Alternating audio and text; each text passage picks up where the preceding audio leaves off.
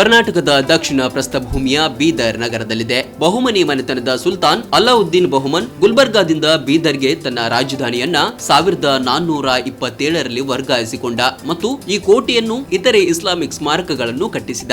ಬೀದರ್ ಕೋಟೆಯ ಒಳಗೆ 30ಕ್ಕೂ ಹೆಚ್ಚು ಸ್ಮಾರಕಗಳಿವೆ. ಹವಾಮಾನ ವರ್ಷ ಪೂರ್ತಿ ಹಿತಕರವಾಗಿರುತ್ತದೆ.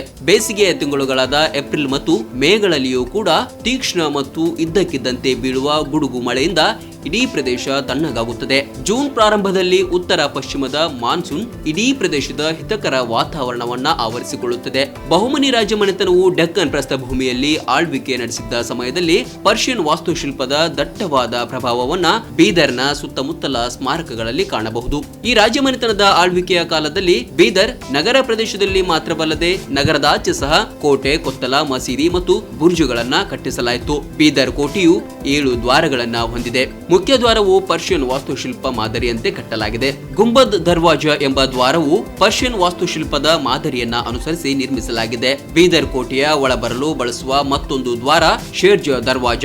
ಈ ದ್ವಾರದ ಹೊರ ಕವಚದ ಮೇಲೆ 2 ಹುಲಿಗಳ ಚಿತ್ರವನ್ನ ಕೆತ್ತಲಾಗಿದೆ. ಶಿಯಾ ಸಮುದಾಯದ ನಂಬಿಕೆಯ ಪ್ರಕಾರ ಹುಲಿಯು ವಿಜಯದ ಸಂಕೇತವಾಗಿದೆ ಮತ್ತು ಮುಸ್ಲಿಂ ಸಮುದಾಯದ ನಾಯಕರಾದ ಅಲಿ ಇಬ್ನ್ ಅಬಿ ತಲೀಬ್ ಅವರ ಪ್ರತೀಕವಾಗಿದೆ. ಈ ಹುಲಿಗಳ ಲಾಂಛನವು ಕೋಟೆಯನ್ನ ಶತ್ರುಗಳ ದಾಳಿಯಿಂದ ರಕ್ಷಿಸುತ್ತದೆ ಎಂದು ನಂಬಲಾಗಿತ್ತು.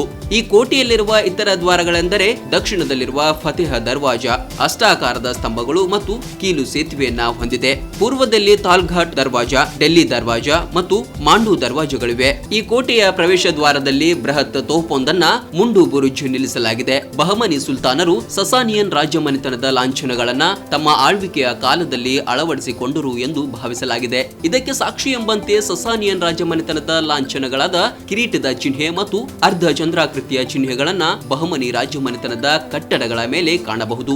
ತಖ್ತ ಮಹಲ್ ಅರಮನೆಯನ್ನ ಬಹಮನಿ ಸುಲ್ತಾನನಾದ ಅಹಮದ್ ಶಾ ಬಹಮನಿ 1426ರಿಂದ 1432ರ ಅವಧಿಯಲ್ಲಿ ನಡುವೆ ನಿರ್ಮಿಸಿದನು. ತಖ್ತ ಮಹಲ್ ಬೀದರ್ ಕೋಟೆಯ ಪಶ್ಚಿಮ ಭಾಗದಲ್ಲಿ ನೆಲೆಸಿದೆ.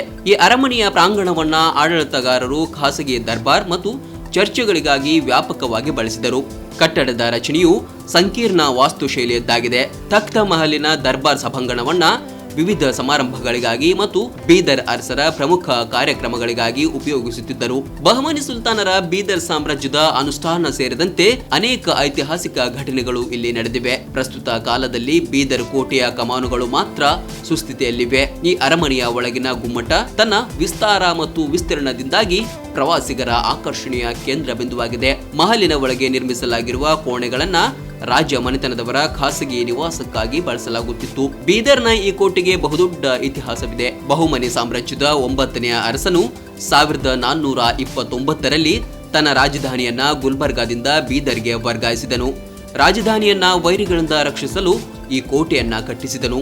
ಈ ಕೋಟೆಯು 35 ಕಿಲೋಮೀಟರ್ ಉದ್ದ ಹಾಗೂ 19 ಕಿಲೋಮೀಟರ್ ಅಗಲ ಸುತ್ತಳತೆಯನ್ನ ಹೊಂದಿದೆ. ಮುಂದೆ ಈ ಕೋಟೆಯು 1658ರಲ್ಲಿ ಮೊಘಲರ ವಶಕ್ಕೆ ಸೇರಿತ್ತು. ನಂತರ ಹೈದರಾಬಾದ್ ನಿಜಾಮನ ಆಳ್ವಿಕೆಗೆ ಒಳಪಟ್ಟು ಅಂತಿಮವಾಗಿ ನವೆಂಬರ್ 1, 1956ರಂದು ಅಧಿಕೃತವಾಗಿ ಮೈಸೂರು ರಾಜ್ಯಕ್ಕೆ ಒಳಪಟ್ಟಿತು. ವೀಕ್ಷಕರೇ, ಇದು ಬೀದರ್ ಕೋಟೆ ಮತ್ತು ಬಹುಮನಿ ಸುಲ್ತಾನರ ಇತಿಹಾಸವಾದ್ರೆ ಮುಂದಿನ ವಾರ ಮತ್ತೊಂದು ಐತಿಹಾಸಿಕ ಕಥನದೊಂದಿಗೆ ಬರ್ತೇವೆ. ಕಾಯ್ತಾ ಇರಿ.